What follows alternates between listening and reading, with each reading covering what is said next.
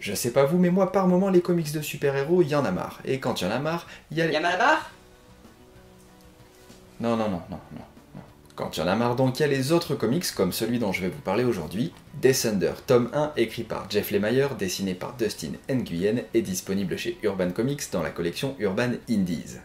L'histoire se déroule 10 ans après que d'immenses robots appelés moissonneurs soient apparus au-dessus des 9 planètes du conglomérat galactique unifié et aient décimé une grande partie de la population, déclenchant ainsi une véritable haine des humains pour les robots en général.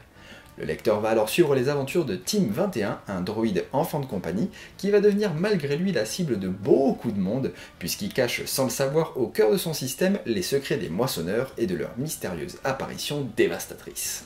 Jeff Lemire nous propose ici un récit de science-fiction typique, et même si on reconnaît différentes inspirations dans cet univers, le tout reste très agréable à lire, on s'attache vite aux personnages, notamment Team 21, et on a envie d'en savoir plus. Le tome évite les trop gros clichés, prend bien le temps de poser les bases de l'univers, des personnages, des enjeux, et pourtant le tout se lit très vite.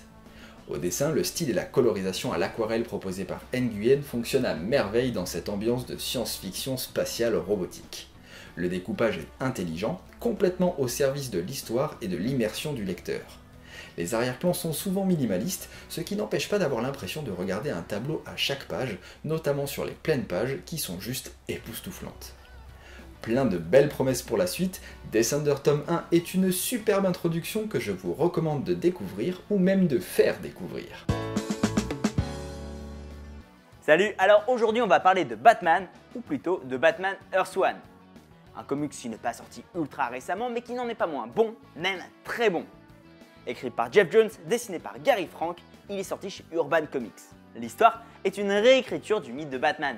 Plus moderne, plus réaliste, les personnages habituels style Alfred, Gordon ou le Pingouin sont bien là, mais ils sont différents de leur version ordinaire. Par exemple, Alfred est ici un majordome plus dur et pragmatique, et le Pingouin est plus présent dans la jeunesse de Batman. D'ailleurs, Batou est ici montré comme un personnage plus proche d'un Kick-Ass que du vrai Chevalier Noir.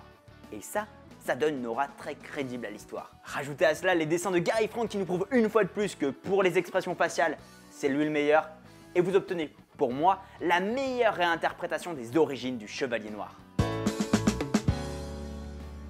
Et mon conseil lecture comics cette semaine, c'est le tome 1 de Spawn Renaissance qui vient de sortir chez Delcourt. Spawn Renaissance, c'est le retour aux affaires de Hal Simmons qui avait disparu dans les 8 tomes de Spawn, la saga infernale. Cette fois, Hal Simmons, qui était en enfer, va devoir retourner aux affaires, reprendre son costume de Spawn. Cette fois, c'est pas pareil parce qu'il a une grosse épée bien badass pour dessouder des zombies. Il y a un petit côté heroic fantasy dans ce graphisme qui est assuré par John Boy Meyer, qui était un petit nouveau sur lequel Todd McFarlane a misé avant finalement de le virer parce qu'il faisait pas du tout l'affaire. C'est Eric Larsen qui va reprendre les dessins de Spawn juste après John Boy. Et en termes de scénario, les aventures sont écrites originellement par Paul Jenkins, puisqu'il semblerait que Todd McFarlane prenne un malin plaisir à réécrire les épisodes derrière son scénariste. Bref, c'est le tome 1, Spawn Renaissance. Si vous n'avez jamais lu du Spawn, eh ben vous pouvez vous y mettre avec ça, vous n'avez rien loupé, et le peu que vous avez loupé sera résumé à l'intérieur, donc on peut comprendre l'histoire de Spawn dans ce numéro de Spawn Renaissance, donc qui sort chez Delcourt.